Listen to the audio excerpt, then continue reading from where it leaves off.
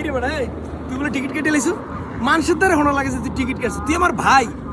ভাই তুই আর আমি এটা জানি না যে তুই টিকিট কাটছো তুই কবে ফ্লাইট কবে যাইতেছো কি আশায় বিষয় কিরকম কাটছো কয়টায় কাটছো কিছু তো আমার কইলি না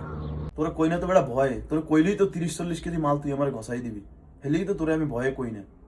কইলেই দিবি ঘষাই একদম পুরা আমার চাইতেও বেশি মাল দিয়ে দিবি তুই কি রে বেটা এ বেটা ভাই টিকিট তো কাটছি বুঝছোস মাল সামানো তো ভাই নিতে দেবে না তেমন একটা অনেক কষ্টে আমাকে দেশি মানুষ টাকা পয়সা দিয়ে কোনো মতে রাজি করছি মাত্র 15 কেজি মাল নিতে দেবে আমারে হ্যাঁ মনে করে যে টাকা পয়সা দিয়ে এরপরে রাজি করছি আর হাতে তো লাকিস ব্যাগ নিতেই দেবে না কোনো মাল সামানাই নিতে দেবে না হাতে ওই 15 কেজির ভিতরে যেডুক পারো হেডুক নাও অনেক কষ্টে রাজি করাইছি ভাই আরে এর লেগেই তো ভাই তোরে কইতে পারি নাই যে মাল সামানা নিতে দেবে না তুই আবার দিবি আনে কিছু মাল সামানা কেমনে নিমু এই 15 কেজির ভিতরে এর লেগেই ভাই তোরে কই নেই আমি এখন যে পরিস্থিতি এর ভিতরে আসলে টিকিট পাইছো এই বেশি কারণ মানুষ তো যাইতেই পারতেছে না অনেকে টিকিট ক্যান্সেল হয়ে যায় তোর আবার টিকিট ক্যান্সেল না হয় তুই সুস্থ শরীরে কোনো রকম বাংলাদেশে পাড়া দিতে পারলো হয়েছে যে কোনো এয়ারপোর্টে ঢাকা হোক সিটা হোক যে কোনো জায়গায় পাড়া দিতে পারলো হয়েছে বাংলাদেশে মানে সামানের কোনো ব্যাপার না সামান আর কি আর মন কর যে না হইলে আর কি করার আছে এখন বাট আমি আছি আরেক টেনশন যে তুই যে চলে যাবি তুই গেলে তো বাট আমাকে দোকানের অবস্থা খারাপ হয়ে যাবে দোকানে মানুষ হিসেবে আমরা 5 জন এর ভিতরে তুই একাই তো করো 3 জনের কাজ তুই যদি চলে যাও তাহলে তো দোকান পুরো আন্দার হয়ে যাবে দোকানের অবস্থা কি আমি তো হেডে চিন্তা করতেছি আমরা কেমনে সামলামু কেমনে চালামু তোর মতো একজন কর্মচারী চলে গেলে দোকান থেকে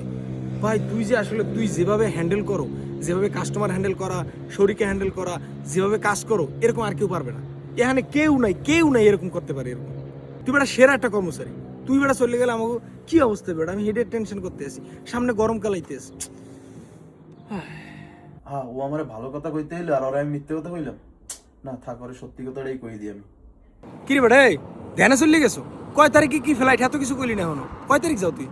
বন্ধু ফ্লাইট তো আমার কয়েকদিন পরে কিন্তু তোরে আমি আগে সরি কইলি বন্ধু সরি বন্ধু আমি তোর লাগে একটা মিথ্যে কথা কইলেছি কি আমার তো বন্ধু 45 কেজি নিতে দেবে তোর তো আমি মিথ্যে কথা কইছি 15 কেজি নিতে দেবে থাক বন্ধু সরি কোনো সমস্যা নাই তোর যদি কিছু মাল সামানা থাকে তুই আমার দিতে পারোস আমি লই যাবো মনে অল্প কিছু না বেশি কিছু না কিন্তু বন্ধু কি 45 কেজি মাল নিতে পারবি ভাই বিশ্বাস কর আমি অনেক দিন ধরে অনেক কিছু কিনে থুইছি আমি ভাবছি তুই গেলি তোরে দিয়ে পাঠাবো 30 কেজির মতো হইবে বেশি না এক কাজ করি তো আমরা সমস্যা তাই আমি 28 কেজি দিব মনে তোর বুঝছস 2 কেজি মাইনাস করে 28 কেজি মাল দিব মানে মালগুলো লই যাইস বাংলাদেশে ভাই ঠিক আছে